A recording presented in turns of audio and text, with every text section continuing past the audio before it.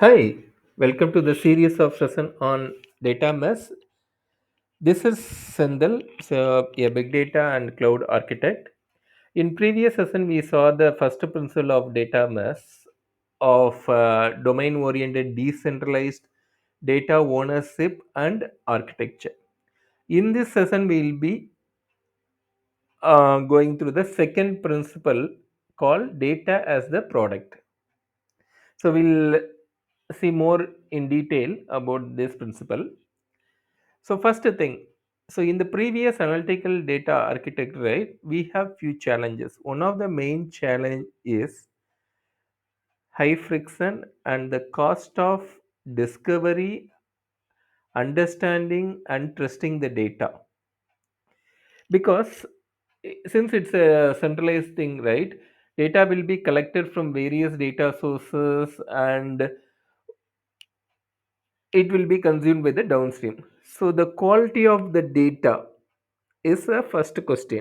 So whether we can trust the data or not is a question, because the persons who are consuming the data from different data source is not a expert on those data.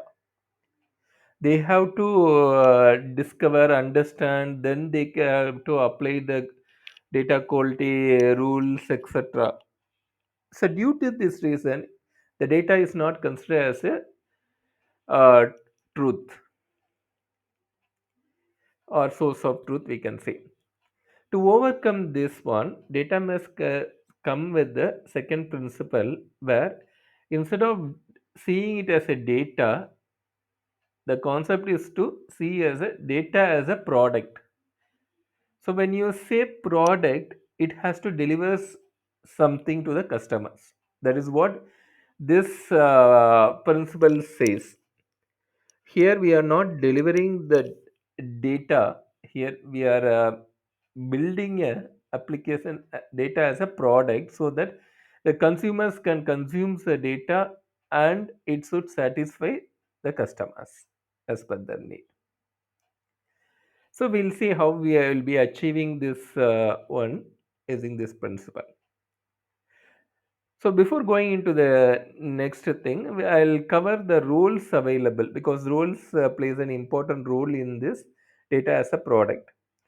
There are two roles available. One is the domain data product owner.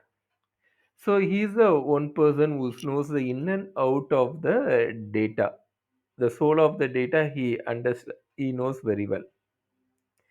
Similarly, he knows what is the who are the consumers and what type of data they consume. Either it's analytical data or metrics, or and which format they are expecting the data. Those details this particular person role will very well know, and they are responsible for this one. Second role, which is called a data product developer. So they are the person who is responsible for building, delivering, and executing this data product. Okay. So now we'll look at more in detail about the data product.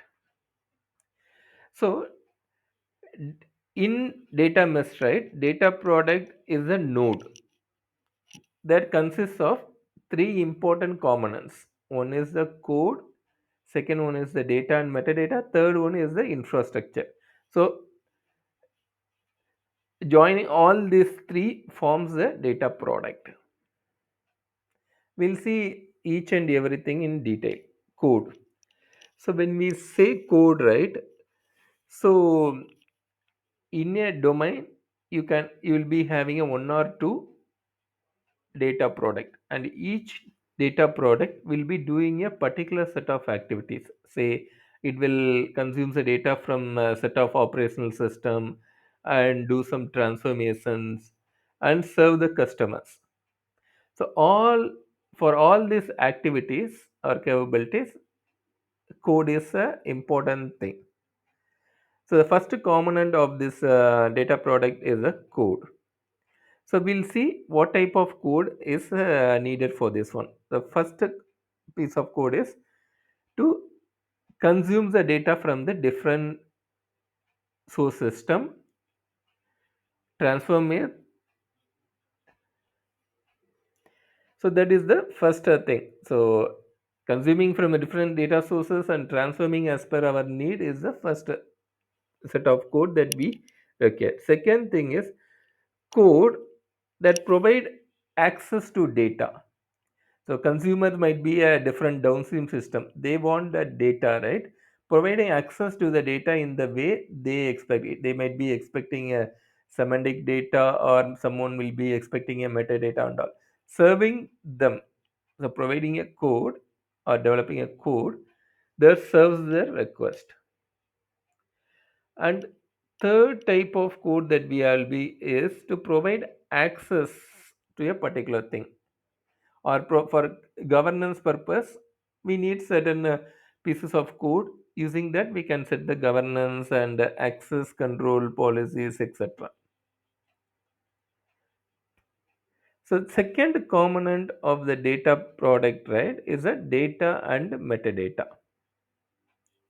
This is the important thing because the consumers will be uh, using this one. They are from the data product, this is the what they are expecting from us.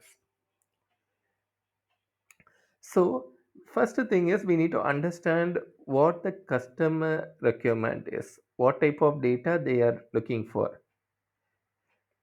So we need to understand that one and what format they are expecting, and through what interface they are expecting the data. Is it a real time data, or is it a batch data, or is it some graph thing like that, or some API calls? So that we have to understand and we have to provide in the way that they expect. And we have to deliver the end result that the customers are expecting. The third component of the data product is the infrastructure. So you have the code and data, right? So to build all this environment, build, then deploy and maintain, we need a infrastructure. So that is the third component for that one. So when you say infrastructure, it's a hardware or any cloud services, or then apart from the hardware IaaS EC2 instance, you will be needing in need of the softwares to build the product and deliver. And for some execution, you will be needing some workflow management tools, scheduler, etc. And main important thing is you need a storage layer or computation layer. So all will be coming under the infrastructure. So to rewind, so there are three components available. There are three components needed to build the data product. One is the code, second is the data and metadata that serves the customer, and third one is the infrastructure. So so in previous session we saw one diagram where we just had domain, and for the domain what is the incoming interfaces and what is the endpoint. So I just modified the diagram to have the data product inside the domain. So if you see here, there is a rectangle box which says the data product, and income input for that one will be coming from the operation system, which is mapped as O. At the right side, the downstream system consumer, right? It's mapped as D. So like that, we are moving to the next level of logical architecture diagram. Okay.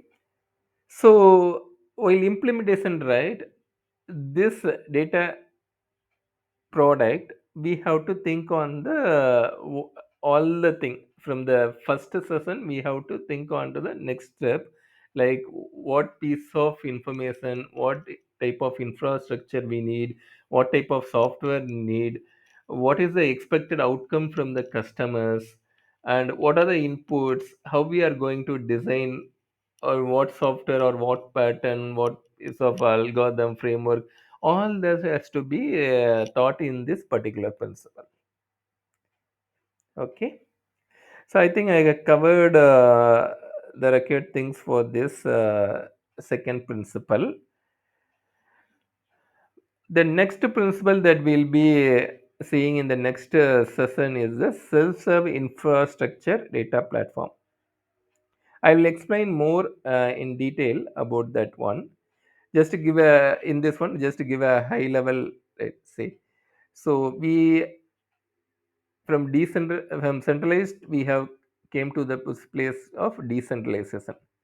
Then in an organization you will be having a multiple domains. For each domain, you cannot have a separate infrastructure. If you are having that one, you need a expert to maintain that one, and the cost and all will be too high. So, the next principle talks about how to have a centralized or self-serve infrastructure that makes easy for the data product developers to easily build and deploy the product.